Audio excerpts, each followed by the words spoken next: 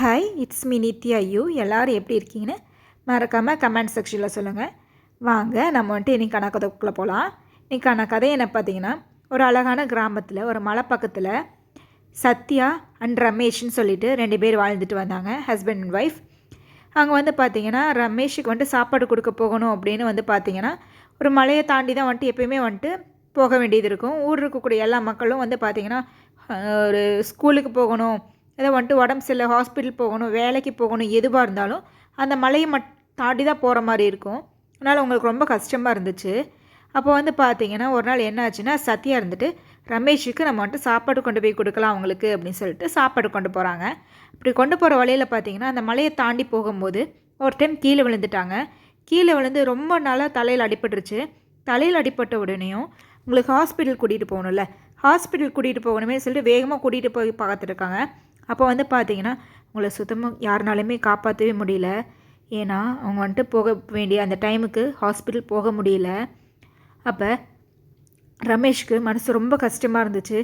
என்னடா அது, நம்ம வந்துட்டு நம்ம ஒய்ஃபை எப்படியாச்சும் காப்பாற்றிடணும்னு சொல்லிட்டு நம்ம எவ்வளோ போராடணுமே, இப்படி வந்துட்டு சரியான பஸ் ஃபெசிலிட்டிஸ் எதுவுமே இல்லாமல் இப்படி கஷ்டப்படுறோமே, இந்த மலை இருக்கனால தானே நம்ம வந்துட்டு இதை போகவே முடியல, இந்த மலையை எப்படியாச்சும் உடச்சிடணும் அப்படின்னு சொல்லிட்டு உடச்சி துண்டு துண்டு ஆக்கிடணும்னு சொல்லிட்டு என்ன பண்ணியிருக்காங்கன்னா ஒரு சின்ன கடப்பாரை வச்சு தினமும் வந்துட்டு பார்த்திங்கன்னா அந்த மலையை வந்துட்டு வெட்டி உடச்சிடலாம் அப்படின்னு சொல்லிட்டு தினமும் வந்துட்டு உடச்சிட்டே வந்திருக்காங்க. அங்கே இருக்கக்கூடிய இவங்க எல்லோரும் வந்து பார்த்திங்கன்னா என்ன பண்ணிகிட்ருக்க நீ அப்படின்னு சொல்லி கேட்டுருக்காங்க ரமேஷை பார்த்து. அதுக்கு ரமேஷ் சொல்லியிருக்காங்க, நான் இந்த மலையை உடைக்க போகிறேன் அப்படின்னு சொல்லிட்டு. அங்கே கூட இருக்கவங்க எல்லோரும் சொல்லி சிரிச்சிருக்காங்க. மலையை போய் உடைக்க போறியா, உன்னால் எப்படி முடியும், உன் ஒய்ஃப் சத்தியா இறந்துட்டாங்கன்னு சொல்லி உனக்கு பைத்தியங்கீது பிடிச்சிருச்சா என்ன அப்படின்னு சொல்லிட்டு ஊர் இருக்கக்கூடிய எல்லாரும் இல்லாத பொல்லாது என்ன பைத்தியம் அதுன்னு சொல்லி லூஸு, நாங்கள் கொண்டு போய் ஹாஸ்பிட்டலில் சேர்த்து பைத்தியம் தான் பார்க்கணுன்னு சொல்லிட்டு, இல்லை வந்துட்டு கீழ்ப்பக்கத்தில் சேர்க்கணும் அப்படின்னு சொல்லி என்னென்னமோ வந்துட்டு அவங்கள வந்துட்டு பின்னாடி பேசியிருக்காங்க. அப்புறம் கிண்டல் பண்ணி சிரிச்சிருக்காங்க, கிண்டலும் பண்ணியிருக்காங்க, எல்லாமே பண்ணியிருக்காங்க. அதை பார்த்துட்டு சரி நம்மளால இது முடியும், நான் இந்த மலையை உடச்சி காட்டுறேன் அப்படின்னு சொல்லி தினமும் வந்துட்டு கொஞ்சம் கொஞ்சமாக வந்துட்டு அந்த மலையை வந்துட்டு உடைக்கிற வேலையை ஆரம்பிக்கிறாங்க. ஒரு நாள் அந்த மலையை முழுசாக உடச்சி முடிக்கிறாங்க, பாதியாக நடுவில் எல்லோரும் போயிட்டு வர மாதிரி.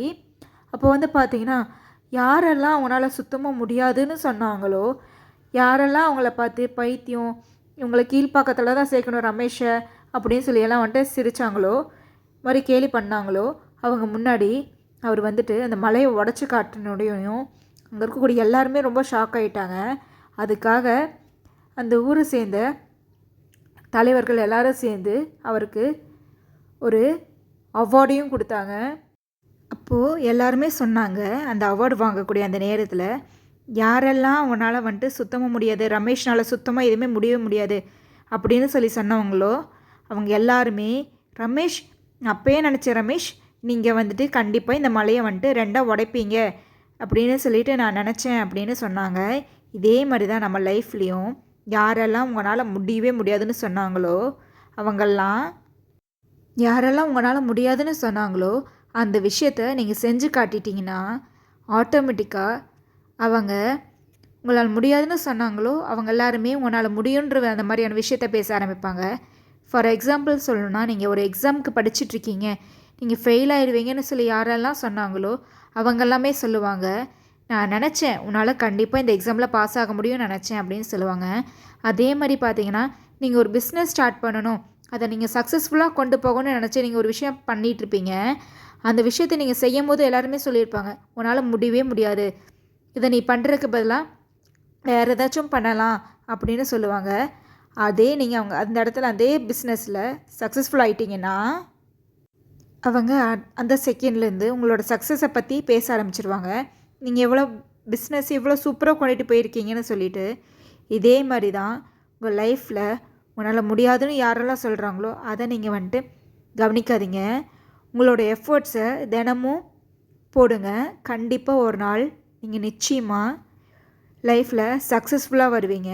இந்த ஸ்டோரி உங்களுக்கு பிடிச்சிருந்தா மறக்காமல் லைக் பண்ணுங்கள் அண்ட் ஷேர் பண்ணுங்கள் அண்ட் கமெண்ட் பண்ணுங்கள். முக்கியமாக இதே மாதிரி ஸ்டோரிஸ் உங்களுக்கும் தெரியும் அப்படின்னாலும் கமெண்ட் செக்ஷனில் சொல்லுங்கள். அதே மாதிரி யாருக்கெல்லாம் வந்துட்டு சத்யா அண்ட் ரமேஷோட ரியல் நேம் தெரியுமோ அதுவும் கமெண்ட் செக்ஷனில் சொல்லுங்கள். அதை நான் வந்துட்டு பின் பண்ணி வைக்கிறேன்.